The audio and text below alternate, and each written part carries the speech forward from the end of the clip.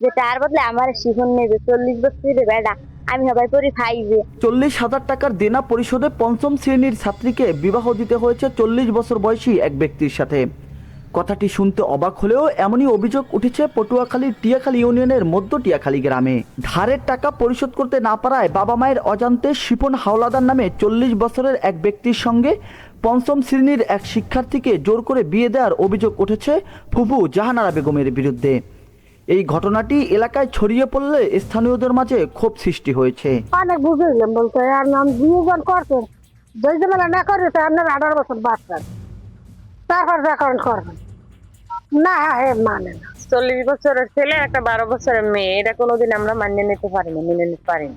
এটার একটা বিচার চাই। 15 দিন আগে আগে বলছে তোমার বিয়ে করতে তোমার ডেটটা দিন, সবু হয়েছে 2 জন লাগে, বুঝছেন?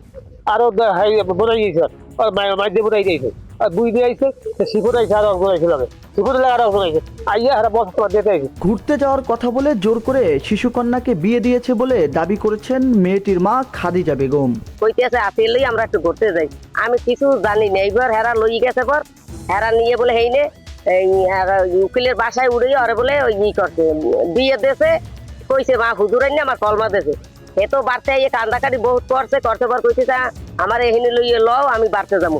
আমার কিল্লি কই বুড়ি বেটার তার বিয়ে দেবে, আমি হের লগে যাবো না। এইবার কইছে এই তোমরা জোর করে দিছো, তাই আমি বিষ নেবো। এইবার হে আবার 3-4 দিন পর আবার লোক হে নিজে শিপন আইছে পর কইতেছে মাইয়ে লইয়া এখন যাইবে, মাইয়ের গাড়ি লইয়েছে, গাড়ি ভরে লই দেবে। মাইয়া হইয়া অন্য হে যাই আরেকবারতে পলাই দিছে যে আমি অমনে যাবো না, আমার যদি যেতে চাও তাই আমি আত্মহত্যা করবো। শিপনের বাড়ি বালিয়াতলী ইউনিয়নের লেমুপাড়া গ্রামে। এই ঘটনাকে কেন্দ্র করে এলাকায় চাঞ্চল্য সৃষ্টি হয়েছে। বর্তমানে শিশুটিকে 2 দফা তুলে নেওয়ার চেষ্টা করা হয়েছে।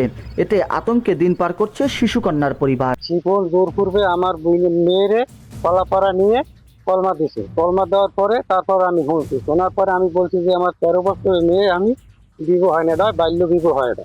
তারপর আমি বলছি যে এটার আমি সুস্থ বিচার চাই।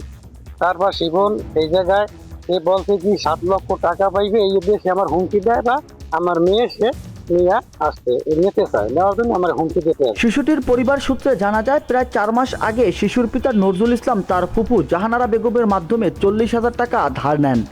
ধার দেনায় জর্জরিত হয়ে নজরুল এলাকা ছাড়া হয়েছেন।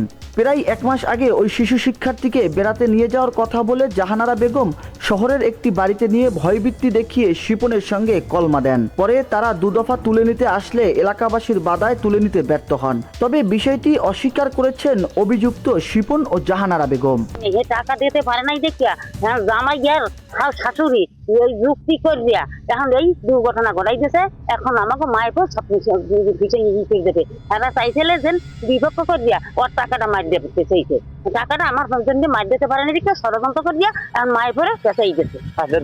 বাড়িতে গেছি, বাড়িতে যে হারে পাইনি না পাওয়া নেই, হ্যাঁ আমি তো একবার টাকার চাপ দিয়েছি, এরা আবার হারে দিয়েছে, এরা আবার ষড়যন্ত্র করে 3-4 দিন হয় আমি এই কথাগুলো শুনি। তবে শিশু শিক্ষার্থী বলছেন, আমি 5ম শ্রেণীর শিক্ষার্থী, আমি লেখাপড়া করব।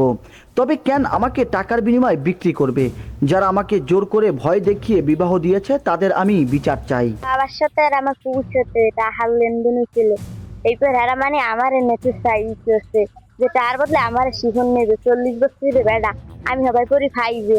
আমি এখন লেখাপড়া করবো ই করবো, এই পর আমার এই বিশেষ মানে হেরা আমার দেশে মানে টাকার বদলে বিষয়টি খতিয়ে দেখে আইনগত ব্যবস্থা গ্রহণের কথা জানিয়েছেন কলাপাড়ার ইউনো মোহাম্মদ রবিউল ইসলাম। এটির জন্য আমরা দ্রুত পদক্ষেপ নেব যাতে কোনোভাবেই এই বাল্যবিবাহ সংঘটিত হতে না পারে। আমাদের মহিলা বিষয়ক অধিদপ্তর এবং উপজেলা প্রশাসনের সমন্বিত উদ্যোগে এবং স্থানীয় যে চেয়ারম্যান রয়েছে তাকেও আমরা এর সাথে অন্তর্ভুক্ত করব। আমরা এই বিষয়ে অবশ্যই পদক্ষেপ নেব। সমাজকে সুন্দর রাখতে শিশু কন্যাদের উপর জোর জুলুম বন্ধ করতে হবে। তাছাড়া বন্ধ করতে হবে বাল্যবিবাহ। কুয়াকাটা থেকে জাহিদুল ইসলাম জাহিদ, বাংলা ভিশন ডিজিটাল।